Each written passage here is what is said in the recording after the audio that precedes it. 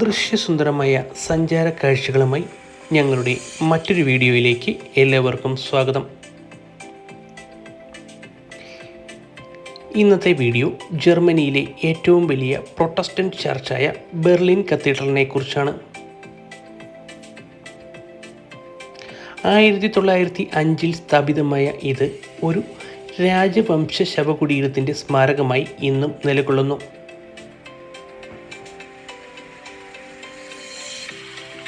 ഒരു സ്മാരക കുടീരമായി ചക്രവർത്തി വില്യം രണ്ടാമൻ്റെ ഉത്തരവ് പ്രകാരമാണ് ഇന്ന് കാണുന്ന ഈ കത്തീഡ്രൽ നിർമ്മിച്ചത്.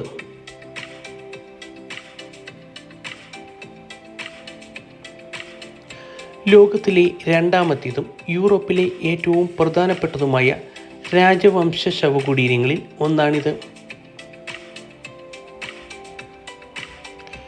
114 മീറ്ററാണ് ഇതിൻ്റെ ഉയരം.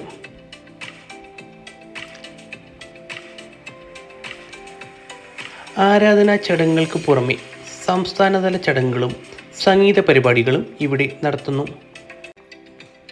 പുനർനിർമ്മാണത്തിനായി താൽക്കാലികമായി അടച്ചിട്ടിരിക്കുന്ന ഈ കത്തീഡ്രൽ പള്ളി 2025 വീണ്ടും തുറക്കുകയാണ്. 5 നൂറ്റാണ്ടുകളിൽ നിന്നുള്ള 100ഓളം ശ്മശാന സ്മാരകങ്ങൾ ഇതിനു സമീപത്തായി സ്ഥിതി ചെയ്യുന്നു.